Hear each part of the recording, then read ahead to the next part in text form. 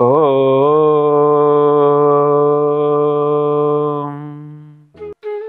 मृदुलाब्जलजनसत्तलं कृततीर्थरूपधरातलम् कियनुपुरस्वनहर्षदम् मृदुगुल्फपाष्णिरसप्रदम् प्रपदोन्नतत्वविराजितं कविराजराजिसमीरितं हरिकृष्ण तेङ्घ्रिसरोरुहं हृदि चिन्तये मरवोरुहम् हृदि चिन्तये मरवोरुहम्। ॐ नमः श्री परमहंसास्वादित चरणकमलचिन्मकरन्दाय भक्तजनमानसनिवासाय पुराणपुरुषोत्तमाय अवतारिणे श्री स्वामिनारायणाय नमो नमः। श्री हरिकृष्णाय घनश्यामाय नीलकण्ठाय श्री सहजानंद स्वामिने नमो नमः। बोलो श्री स्वामीनारायण भगवान जय। इष्टदेव भगवान श्री स्वामीनारायण, प्रातः स्मरणीय वंदनीय गुरुजनों, सर्वे संतो पार्षदों, तमाम श्रोताजनों, आप सौने भावथी जय स्वामीनारायण। श्रीमद् भगवद गीता ज्ञान सत्र अध्याय 9 राजविद्या राजगुह्य योग। 8મા અધ્યાયમાં બ્રહ્મના ધ્યાનનું નિરૂપણ થયું। સર્વ ઇન્દ્રિય દ્વારોનું સંયમન કરી મનને હૃદયમાં નિરોધી પ્રાણને મસ્તકમાં ધારણ કરીને ઓંકારનો જપ કરવો અને પરમાત્માના સ્વરૂપનું ચિંતન કરતા કરતા સ્વ ઈચ્છાએ જે શરીર ત્યાગ કરે છે તે યોગી ઉત્તરાયણ માર્ગે પ્રયાણ કરીને બ્રહ્મલોકને પામે છે। 8મા અધ્યાયમાં આ વાત કરી છે અને ત્યાં બ્રહ્માના લોકની અંદર કલ્પ પર્યંત એ જીવાત્મા નિવાસ કરીને બ્રહ્માજીની સાથે જ પરમ બ્રહ્મની પ્રાપ્તિ રૂપ મોક્ષને ક્રમે કરીને પ્રાપ્ત કરે છે। પરંતુ મુક્તિ પ્રાપ્ત કરવાનો આ એક જ માર્ગ નથી। એ ધ્યાન પર લાવવા માટે 8મા અધ્યાયમાં ભક્તિનો નિર્દેશ કરવામાં આવ્યો છે। જે અનન્ય ચિત્તવાળો ભક્ત મારું નિત્ય સ્મરણ કરે છે તેને હું સુલભ છું એવું પરમાત્મા કહે છે। અને આમ કહીને સ્મરણ ભક્તિની વિશેષતા પણ બતાવી છે। યોગ ધારણથી બ્રહ્મમાં મન એકાગ્ર કરીને ક્રમ મુક્તિ પ્રાપ્ત કરવાનો માર્ગ અત્યંત કઠિન છે। એને બદલે કોઈ ક્લેશ વગર ભગવત તત્વના જ્ઞાન દ્વારા સાક્ષાત મોક્ષ પ્રાપ્ત કરી શકાય। તે માટે અહીં 9મા અધ્યાયમાં ભગવાન પોતાના અચિંત્ય ઐશ્વર્ય અને ભક્તિના અસાધારણ પ્રભાવનું વર્ણન કરે છે। સગુણ અને નિર્ગુણ બ્રહ્મનું જ્ઞાન તેમજ નિર્વિશેષ પરમાત્માનું નિરૂપણ આ 9મા અધ્યાયમાં છે। પહેલા 2 શ્લોકોમાં ભગવાન પોતે જે જ્ઞાનનો ઉપદેશ કરવાના છે એની સ્તુતિ કરતા કહે છે, ઇદમ તુ તે ગુહ્યતમં પ્રવક્ષ્યામ્ય નસૂયવે જ્ઞાનમ વિજ્ઞાન સહિતમ યજ્ઞાત્વા મોક્ષસે શુભાત। અસૂયાથી મુક્ત એવા તને આ અત્યંત ગુહ્ય એવું વિજ્ઞાને સહિત જ્ઞાન હું કહીશ.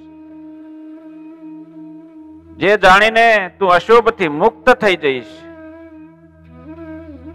એમ ભગવાન અર્જુનને કહે છે.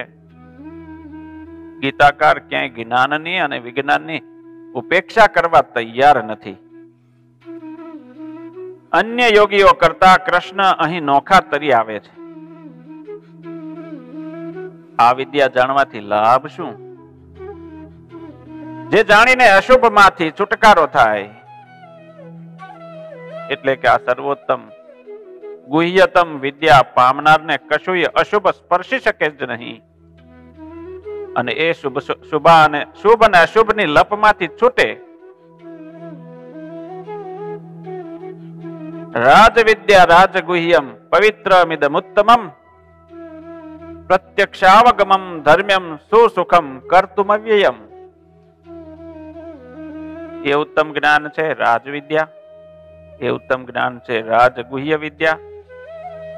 પ્રત્યક્ષ અનુભવાય તેવી, આચરણમાં મૂકવી સહેલી અને સહેલાઈથી વ્યવહારમાં મૂકી શકાય તેવી અને અનુભવ ગમ્ય પરમ પવિત્ર અતિ પવિત્ર આ વિદ્યા છે. ધર્મને અનુરૂપ છે, મેળવવામાં સહેલી છે અને અવિનાશી છે.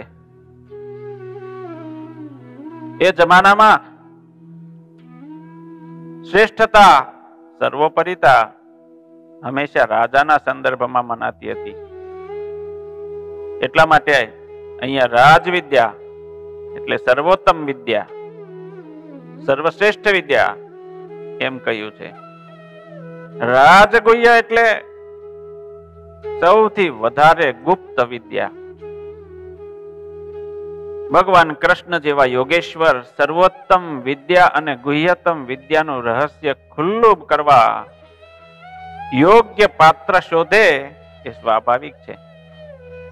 રુજુ, અનઘ અને ઈર્ષ્યાથી મુક્ત એવું અર્જુનથી ચડિયાતું પાત્ર કૃષ્ણ ભગવાનને બીજું ક્યાંથી મળે? અર્જુનની આ પાત્રતા આપણે સદાને માટે યાદ રાખવાની છે કે આપણે પણ આવા પાત્ર બનીએ કે ભગવાન આપણને અર્જુનની જેમ યાદ કરે. ભગવાન અર્જુનને અસૂયા રહિત કહીને સંબોધે છે કે અર્જુન તું અસૂયા રહિત છો.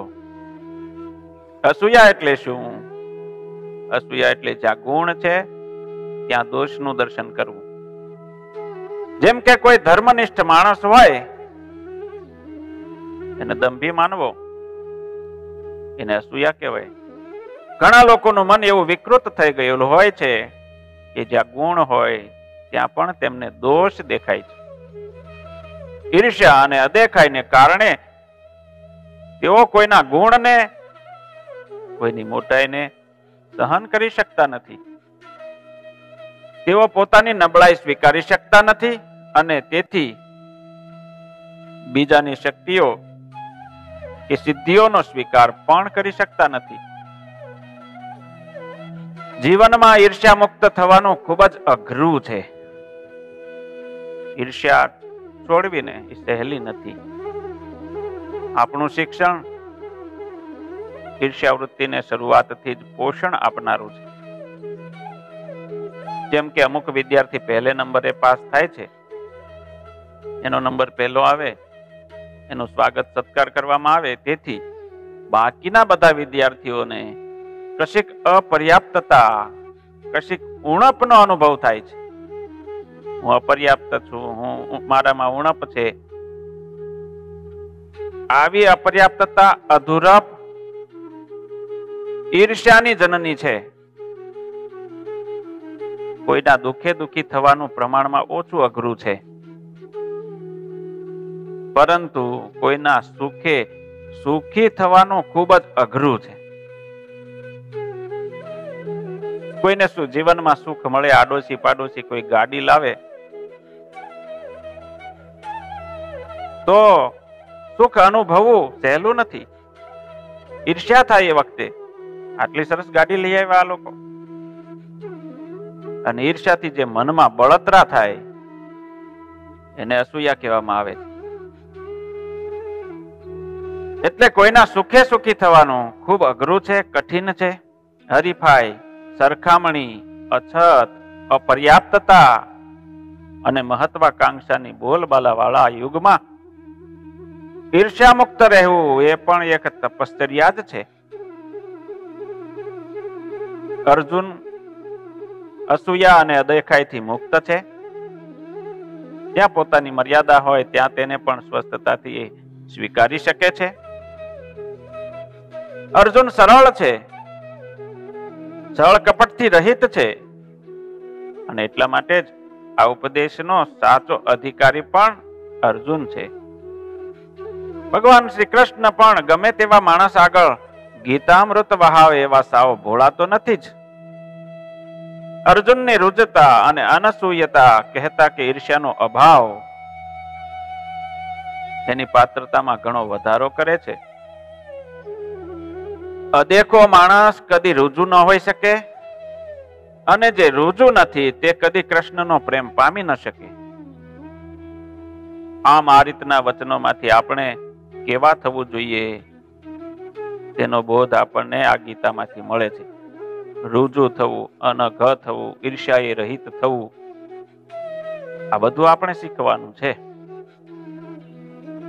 અર્જુન અસૂયાથી મુક્ત હોવાથી ભગવાન કહે છે કે જે અત્યંત ગુહ્ય છે એ જ્ઞાન હું તને કહીશ.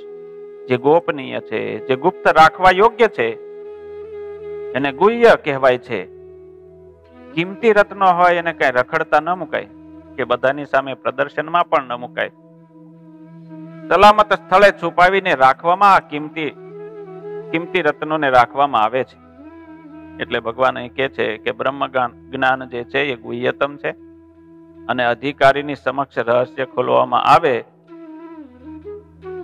તો જ એનું ફળ મળે છે. જો અનધિકારી સમક્ષ રહસ્ય ખોલવામાં આવે તો કાં તો તે સમજી ન શકે, અને તેથી રહસ્ય જ રહી જાય, અથવા તો તે વ્યક્તિ તેનો વિપરીત અર્થ કરીને, ઊંધો અર્થ કરીને સમજે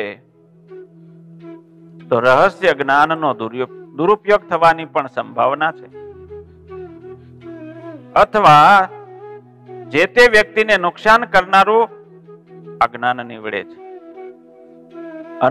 અનધિકારી, જેનો અધિકાર નથી, એવા લોકો જો આ જ્ઞાન સાંભળી જાય છે તો કાં તો અનર્થ કરે, અવળો અર્થ લેશે, કાં તો એ સમજી નહીં શકે, તો રહસ્ય રહી જશે. ભગવાન આ જ્ઞાનને રાજવિદ્યા એટલે કે વિદ્યાઓનો રાજા કહે છે, અને એને જાણ્યા પછી જાણવાનું કઈ બાકી રહેતું નથી. કશું ન જાણ્યાનો અસંતોષ રહેતો નથી. મહદઅંશે મનુષ્યો તેનાથી અજાણ જ હોય છે, એવું આ જ્ઞાન છે. જો આ જ્ઞાન આવું ઉત્તમ છે, ભગવાન કહે છે કે આ તો જ્ઞાન બહુ ઉત્તમ છે, ગુહ્ય છે, તો આટલું ઉત્તમ છે, પ્રાપ્ત કરવામાં પણ સરળ છે, વળી મૂલ્યવાન પણ છે, તો શા માટે બધા જ મનુષ્યો એમાં પ્રવૃત્ત કેમ નથી થતા, અને એને જાણવા માટે પ્રયત્ન કેમ નથી કરતા? એવો પ્રશ્ન થાય ત્યારે ભગવાન કહે છે અશ્રદ્ધાના પુરુષા ધર્મસ્યાસ્ય પરંતપ અપ્રાપ્ય મામ નિવર્તન્તે મૃત્યુ સંસાર વર્તમની. હે પરંતપ, ધર્મમાં શ્રદ્ધા નહીં રાખનારા મનુષ્યો મને પ્રાપ્ત કરી શકતા નથી, અને વારે વારે સંસારમાં જન્મે છે અને પાછા મૃત્યુ પામે છે. જ્ઞાનના માર્ગે શ્રદ્ધાના અજવાળા વગર ચાલી ન શકાય. વિજ્ઞાનનો વિકાસ એ માણસની તર્ક બુદ્ધિનો વિસ્તાર છે. જીવનમાં કેવળ શ્રદ્ધા કે કેવળ તર્ક બુદ્ધિ કામની નથી, અને તર્ક બુદ્ધિ વગરની શ્રદ્ધા એ જ અંધશ્રદ્ધા છે, અને શ્રદ્ધા વગરની તર્ક બુદ્ધિ એ વિતંડાવાદ છે. ડૂબી મરવાનો સૌથી સહેલો રસ્તો અંધશ્રદ્ધા છે. શ્રદ્ધા વગરની તર્ક બુદ્ધિ અફાળે છે, અને તર્ક બુદ્ધિ વગરની શ્રદ્ધા ડૂબાડે છે. અંધ પંગુ ન્યાય અહીં કામ કરે છે. તર્ક બુદ્ધિ પાસે પગ છે, ગતિ છે, પણ દ્રષ્ટિ નથી. શ્રદ્ધાને આંખ છે પણ પગ નથી. આંધળાને ખભે લંગડો બેસે અને રસ્તો બતાવે એવો આ ઘાટ છે. એક આંધળો માણસ હતો અને એક લંગડો માણસ હતો. બંને કોઈ પ્રસંગે ભેગા થયા તો થાકી ગયા કે કોઈ જગ્યાએ કહે છે કે આગ લાગી. હવે આંધળો દેખી શકતો નથી, કયા રસ્તે જવું એને ખબર નથી. લંગડો જે છે એ દેખી શકે છે, પણ એ ઝડપથી દોડી શકતો નથી. એટલા માટે જો બંને પોતપોતાની રીતે સ્વતંત્ર રીતે એ બચવાનો પ્રયત્ન કરવા જાય તો બંને મરાય. એટલા માટે લંગડો આંધળાને કહે છે કે ભાઈ તું દેખી નથી શકતો અને હું દોડી નથી શકતો, એટલા માટે એક કામ કરીએ, તું મને તારા ખભે બેસાડી લે, એટલે હું તને રસ્તો બતાવું, એ પ્રમાણે ચાલીશ તો આપણે બંને આગથી બચી જઈશું. તો લંગડો માણસ જે આંધળાના ખભા ઉપર બેસે છે, રસ્તો બતાવે છે, એ રીતે બંને એ વિઘ્નમાંથી પાર પડી જાય છે. એમ તર્ક બુદ્ધિ અને શ્રદ્ધા, જ્ઞાન અને વિજ્ઞાન એ બંને સાથે રાખીને ભગવાન આપણને સમજાવે છે. આ ગુહ્યતમ વિદ્યા શીખવાડે છે. કોમ્પ્યુટર આતંકવાદીને ઉપયોગી થાય છે, સાધારણ મનુષ્યને પણ ઉપયોગી થાય છે. અને અણુબોમ્બ સજ્જન અને દુર્જન વચ્ચે કોઈ જ ભેદ ન રાખે. સજ્જનને પણ મારે અને દુર્જનને પણ. અણુબોમ્બ ભેદ નથી કરતું. એવી રીતે આજ દિવસ સુધી અંધશ્રદ્ધાએ ગરીબોનું શોષણ કર્યું અને તર્ક બુદ્ધિએ ન્યુટ્રોન બોમ્બ તૈયાર કર્યો, જે હવે ભસ્માસુર બનીને આપણા જ માથા પર હાથ મૂકવા ટાંપીને બેઠા છે. ભસ્માસુર હતો ને, એને ભગવાન શંકરે આશીર્વાદ આપ્યો કે તું જેના માથે હાથ મૂકીશ એ બળીને ભસ્મ થઈ જશે.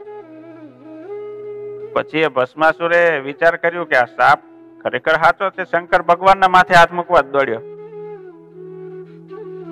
એટલે આવી રીતે વિજ્ઞાન અને શ્રદ્ધા બંને અલગ અલગ હશે તો શ્રદ્ધામાંથી અંધશ્રદ્ધા જન્મી અને માણસનું શોષણ કરશે. અને વિજ્ઞાન જે છે ન્યુટ્રોન અણુબોમ્બ બનાવી અને લોકોનો વિનાશ કરશે. માટે શ્રદ્ધા અને તર્ક બુદ્ધિ બંને સાથે હોય તો જ્ઞાન પ્રાપ્ત, સાચું જ્ઞાન પ્રાપ્ત કરી શકાય છે. એટલે ભગવાન શ્રી કૃષ્ણ જ્ઞાન અને વિજ્ઞાનનો સંયોગ કરે છે અને સમન્વય વગર છૂટકો જ નથી. ભગવાન કહે છે કે આત્મજ્ઞાન રૂપી ધર્મમાં શ્રદ્ધા ન રાખનારા મનુષ્યો મને પામી શકતા નથી. આવા શ્રદ્ધાહીન અને તેથી આત્મવિશ્વાસ માટે પ્રયત્નહીન મનુષ્યો ભૌતિક સુખ અને સિદ્ધિઓની પ્રાપ્તિમાં જ રચ્યા પચ્યા રહે છે અને એ રીતે જીવનને વેડફી નાખે છે. આખી જિંદગી ધન સંપત્તિ પૈસા ભેગા કરવામાં, ગાડી બંગલાઓ વસાવવામાં ભગવાનને ભૂલી જાય છે. એ પોતાનું જીવન વેડફી નાખે છે. અને આવા લોકો ઈશ્વરને તો શું પણ કોઈ આધ્યાત્મિક સાધનને પણ પ્રાપ્ત કરી શકતા નથી. તેઓ તો જન્મ મૃત્યુના ચક્રમાં સતત ભમ્યા જ કરતા હોય છે. આશ્ચર્યની વાત તો એ છે કે મનુષ્ય પોતાના શરીરને, કુટુંબીઓને, ધન સંપત્તિ અને વૈભવને વિનાશશીલ, પરિવર્તનશીલ જાણે છે, છતાં પણ એની અંદર જ મમત્વ રાખે છે, એમાં બંધાઈ જાય છે. એને એવો વિચાર નથી થતો કે આ શરીર આદિની સાથે આપણું લાંબુ જીવન જીવવાનું નથી. આ બધું છોડીને એક દિવસ જવાનું જ છે, મૃત્યુ નક્કી જ છે. આ વાસ્તવિકતા ભૂલી જવાય છે કે માયા છે. આ રીતે ભૂમિકા રચ્યા પછી 2 શ્લોકમાં વિજ્ઞાન સહિત જ્ઞાનને કહેવાની જે ભગવાન શ્રી કૃષ્ણએ પ્રતિજ્ઞા કરી હતી તે જ્ઞાનના ઉપદેશનો પ્રારંભ ભગવાન કરે છે. મયા તતમિદં સર્વમ જગદ અવ્યક્ત મૂર્તિના મત્સ્થાની સર્વભૂતાની ન ચાહમ તેષ્વસ્થિતઃ ન ચ મત્સ્થાની ભૂતાની પશ્ય મે યોગમૈશ્વરમ. ભૂત ભુન્ન ચ ભૂતસ્થો મમાત્મા ભૂત ભાવનઃ. ભગવાન કહે છે કે આ સમગ્ર જગત મારા અવ્યક્ત સ્વરૂપ વડે વ્યાપ્ત છે. સર્વભૂતો પ્રાણી માત્ર પદાર્થો મારામાં રહેલા છે, પરંતુ હું તેમનામાં ક્યાંય નથી અને તે પણ મારામાં નથી. હે અર્જુન, મારા ઈશ્વરીય યોગ સામર્થ્યને તું જો. સંપૂર્ણ પ્રાણીઓને ઉત્પન્ન કરનારું, ધારણ કરનારું, ભરણ પોષણ કરનારું મારું સ્વરૂપ તે પ્રાણીમાં સ્થિત નથી. હે અર્જુન, આ સમગ્ર જગત મારા વડે વ્યાપ્ત છે. હું સર્વત્ર વ્યાપેલો છું. કદાચ કોઈને પ્રશ્ન થાય કે આમ કહેનાર ભગવાન કૃષ્ણ એ તો અર્જુનની સમક્ષ એના સારથી રૂપે રહેલા છે, એની સાથે રથમાં બેઠેલા છે. એ તો અહીં એક ઉપાધિમાં, એક દેશ કાળમાં મર્યાદિત હોય એમ જણાય છે. તો પછી જગતમાં હું સર્વત્ર વ્યાપ્ત છું એમ ભગવાન કેવી રીતે કહી શકે? ત્યારે ભગવાન કહે છે કે હું જે અવ્યક્ત સ્વરૂપ છું તેના વડે હું જગતમાં વ્યાપ્ત છું. અર્જુનની સમક્ષ જે છે ભગવાનનું સ્વરૂપ, તે તો ભગવાનનું વ્યક્ત સ્વરૂપ છે. વ્યક્ત સ્વરૂપ એટલે જે આંખથી જોઈ શકાય, ઇન્દ્રિય ગોચર. ઇન્દ્રિયથી જેને આપણે અનુભવી શકીએ, જોઈ શકીએ, સ્પર્શી શકીએ, સાંભળી શકીએ, ઇન્દ્રિય ગોચર કહેવાય છે. એ સ્વરૂપ છે. ઇન્દ્રિયોને જેનું જ્ઞાન થઈ શકે એને વ્યક્ત કહેવામાં આવે છે. કેનોપનિષદમાં કહ્યું છે, યદ વાચા નભ્યુદિતમ એન વાગભ્યુદ્યતે તદેવ બ્રહ્મ ત્વમ વિદ્ધિ નેદમ યદિદ મુપાસતે. વાણીથી જેનું ઉચ્ચારણ ન થઈ શકે, વાણી જેને વ્યક્ત ન કરી શકે એ અવ્યક્ત છે. આંખથી જોઈ ન શકાય, કાનથી સાંભળી ન શકાય, આ રીતે કોઈ પણ જ્ઞાનેન્દ્રિયનો વિષય તે ન બની શકે. હાથથી ગ્રહણ ન કરી શકાય, પગથી પહોંચી ન શકાય, મનથી અનુભવી ન શકાય, બુદ્ધિથી વિચારી ન શકાય. મન, બુદ્ધિ, જ્ઞાનેન્દ્રિયો, કર્મેન્દ્રિયો એનો જે વિષય હોય તેને વ્યક્ત કહેવાય, અને એનો જે વિષય ન હોય તેને અવ્યક્ત કહેવાય.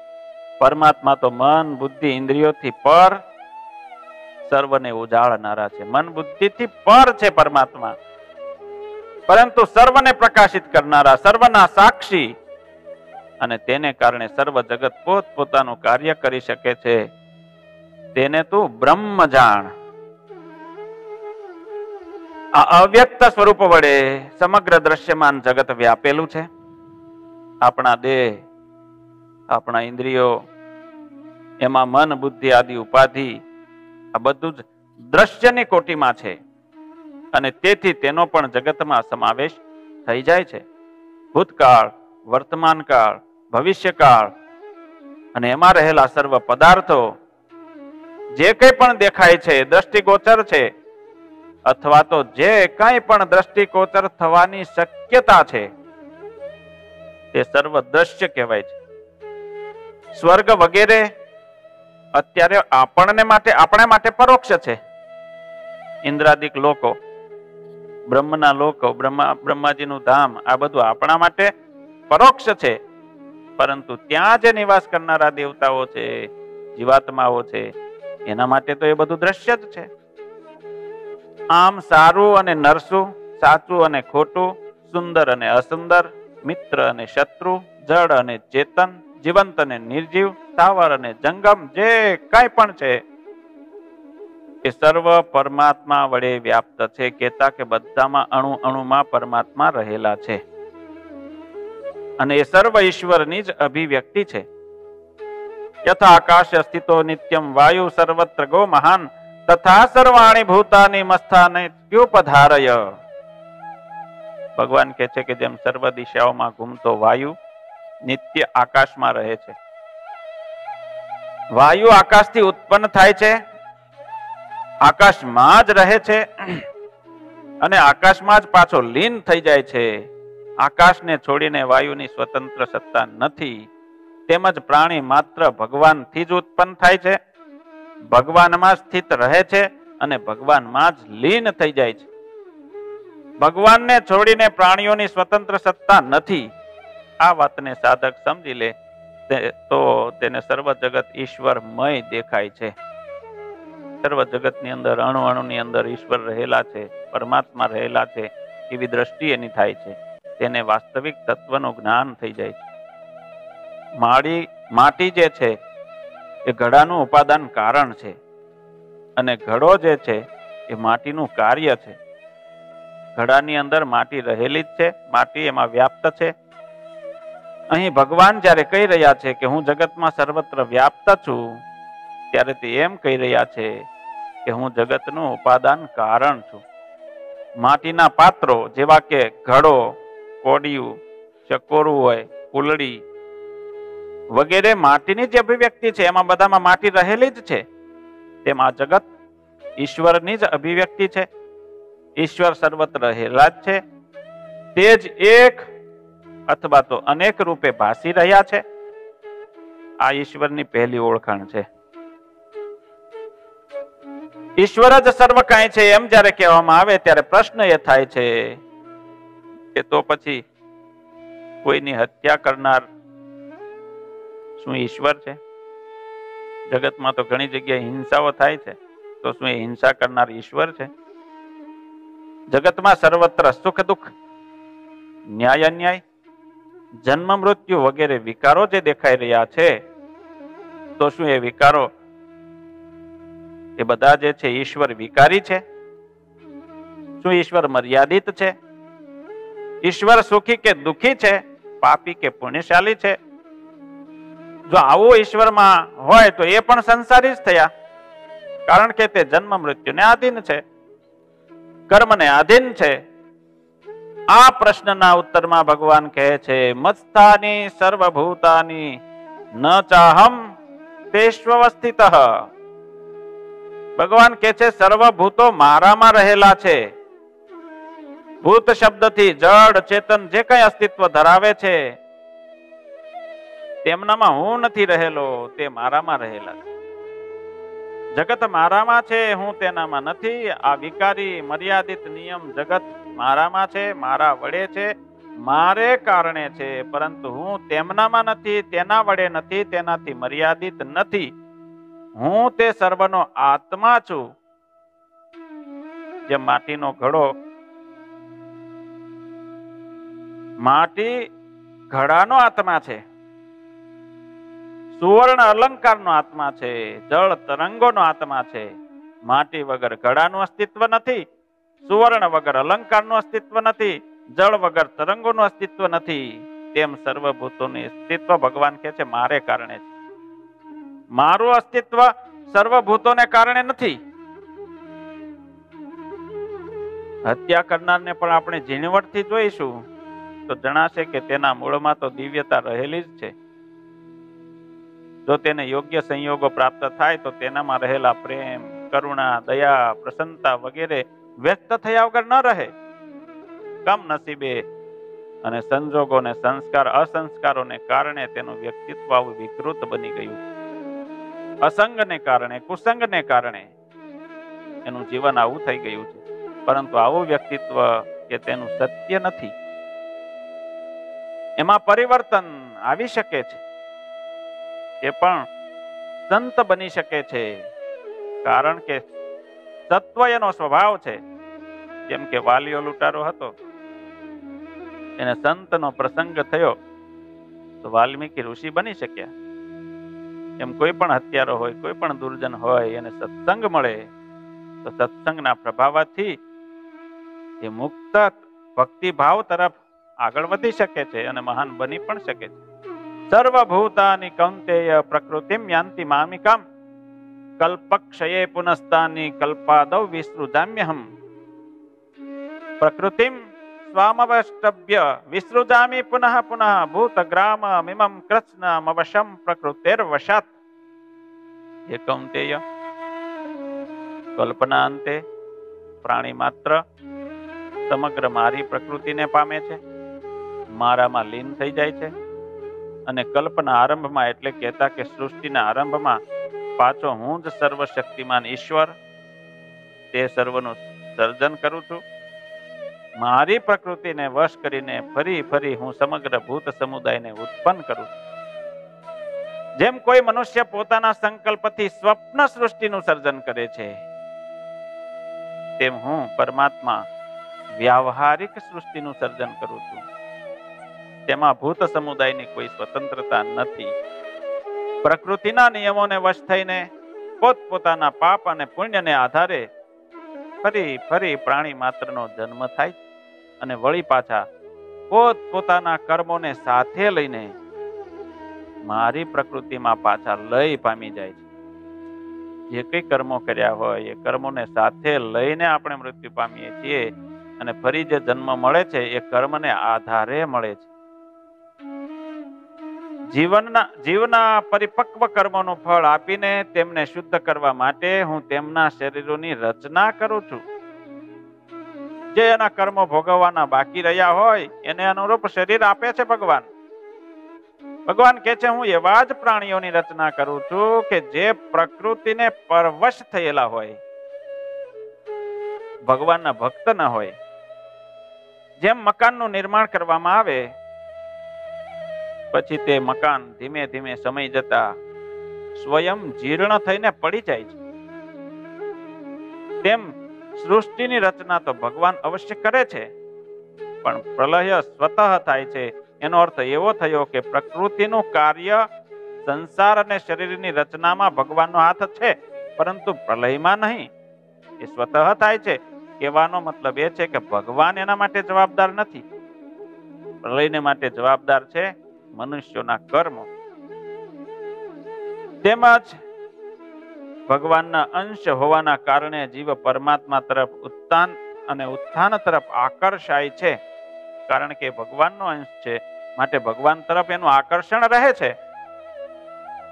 પરંતુ અહમ અને મમત્વ અને આસક્તિની કામનામાં ફસાઈને નાશવાન શરીર અને સંસારમાં બંધાઈને સ્વતઃ પતન તરફ આગળ વધે છે. એટલે કે મનુષ્યોએ વિવેકપૂર્વક તત્પર થઈને પોતાના ઉત્થાનને માટે કામનાનો, અહમ મમત્વનો અને આસક્તિનો ત્યાગ કરીને કેવળ ભગવાન સન્મુખ જવું જોઈએ. અને આ જીવ મહાપ્રલય વખતે પરમાત્મામાં લીન થયા હતા, પરંતુ પોતાના ગુણો, પોતાના કર્મો, પોતાના સંસ્કારોની સાથે પરમાત્મામાં લીન થયા હતા. તેથી પરમાત્મામાં લીન થયા હોવા છતાં મુક્ત ન થયા. આપણે એમ વિચારીએ કે પરમાત્મામાં જ બધા લીન થઈ ગયા તો મુક્ત થઈ જવા જોઈએ ને. મુક્ત કેમ ન થયા? એનું કારણ આ છે, પોતાના કર્મો અને એને લઈને લીન થયા હતા, એટલા માટે મુક્ત ન થયા. જો લીન થયા પહેલા પરમાત્માના સ્વરૂપમાં લીન થતાની પહેલા તમામ ગુણો, તમામ કર્મોનો ત્યાગ કર્યો હોત તો સદાને માટે એ જીવાત્મા મુક્ત થઈ જાત અને જન્મ મરણના ચક્કરમાંથી એ જીવાત્મા છૂટી જાત. અહીં પ્રશ્ન એ થાય છે કે ભગવાન આપ કહો છો કે આપે આ જગતનું સર્જન કર્યું છે, પરંતુ જગતમાં તો સર્વત્ર વિષમતા છે. કોઈ સારું છે, કોઈ ખરાબ છે, કોઈ સુખી છે, કોઈ દુઃખી છે, કોઈ ભાગ્યશાળી છે, કોઈ ભાગ્યહીન છે.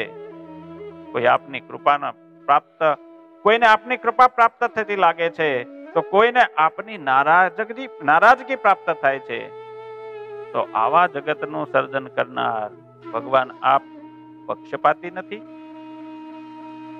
કોઈના ઉપર અનુગ્રહ તમે કરો છો, કોઈનો તમે નિગ્રહ કરો છો, તો આ દુઃખ ઉત્પન્ન કરવાના કારણે આપ શું ક્રૂર નથી? આવો પ્રશ્ન થાય. આવા આક્ષેપના ઉત્તરમાં ભગવાન કહે છે, નચમામ તાની કર્માણી નિબદ્ધંતિ ધનંજય ઉદાસીન વદાસીન મસક્તમ તેષુ કર્મસુ. હે ધનંજય, તે કર્મમાં અનાસક્ત તથા ઉદાસીન પેઠે રહેલા મને તે કર્મો બંધન કરતા નથી. ભગવાન કહે છે મને આસક્તિ જ નથી, એટલા માટે આ બધા કર્મ મને નથી લાગતા.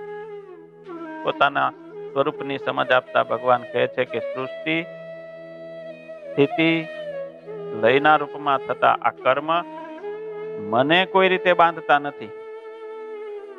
ઉપર ભગવાને પોતે જ કહ્યું કે મારી પ્રકૃતિને વશ કરીને ફરી હું સર્જન કરું છું, લય કરું છું, વગેરે જે પણ કરું છું. જો ભગવાન સાચા અર્થમાં સર્વ કરતા હોત તો જરૂર તે કર્મોથી બંધાયા હોત. આસક્તિય સહિત આ બધું કરતા હોત તો. તેથી કેવી રીતે પોતે કર્મ કરે છે, કેવી રીતે આસક્તિય રહિત પોતે આ બધું કરે છે, એનો ખુલાસો કરતા ભગવાન કહે છે ઉદાસીન વદ આસીનમ. ઉદાસીનની માફક રહીને આસક્તિએ રહિત હું કર્મ કરું છું. બે પ્રતિપક્ષો વચ્ચે વિવાદ થતો હોય અને ત્રીજો કોઈ તટસ્થ માણસ આવી અને બેમાંથી કોઈનો પણ પક્ષ ન લે અને બંને પક્ષના જય અને પરાજયમાં પણ સમાન ભાવના છે, એને કહેવાય છે નિર્વિકાર, ઉદાસીન. આને ઉદાસીન કહેવાય. આ શ્લોકના સંદર્ભમાં ભગવાન કહે છે કે હું નિર્વિકાર છું, સર્વ કર્મના પરિણામની અસરથી મુક્ત છું, જય કે પરાજય મને નથી અડતા. એ વળી કેવી રીતે? તો કે છે અસક્તમ તેષુ કર્મસુ, કારણ કે તે સર્વ કર્મ પ્રત્યે હું અનાસક્ત છું, મને કોઈ આસક્તિ નથી. હું કર્મ કરું છું એવો અભિમાન પણ મને નથી, અભિમાનથી રહિત છું. મને કર્મનું અભિમાન નથી, મારામાં કર્તૃત્વ નથી, મારામાં ભોક્તૃત્વ નથી અને તેથી કર્મફળ પણ મને બાંધતું નથી. આનો અર્થ એ થયો કે સર્વ કર્મ કરતા જણાતા હોવા છતાં ભગવાન પોતે ભોગવતા નથી. બધું કામ કરે છે ખરા, ઉત્પત્તિ સ્થિતિ ને લઈ બધું જ કરે છે, છતાં એમને કઈ ભોગવવું નથી પડતું. જેમ વાદળ ઉપકાર કે અપકાર કરવાથી કે અપકાર કરવા રૂપી પક્ષપાત વગર જ વરસે છે, એ પાપી હોય કે પુણ્યશાલી હોય કે ગમે તે જગ્યાએ એક સરખું જ વૃષ્ટિ કરે છે, તેમ ઈશ્વર પણ પુણ્યશાલી પ્રત્યે રાગ નથી રાખતા. પાપી લોકો પ્રત્યે દ્વેષ રાખ્યા વગર જ જગતનું સર્જન કરે છે, પાલન કરે છે અને લય કરે છે. જેમ દરેક બીજ પોતાના સંસ્કાર પ્રમાણે સારું નરસું ફળ ઉત્પન્ન કરે છે, તેમ જીવો પણ પોતાના કર્મ પ્રમાણે સુખ દુઃખ રૂપી સમ અને વિષમ ફળ ભોગવે છે. તેમાં ઈશ્વરનો કોઈ પક્ષપાત, ઈશ્વરની કોઈ ક્રૂરતા નથી. આ પક્ષપાત રાહિત્યની અવસ્થાને જ ઉદાસીનતા કહે છે.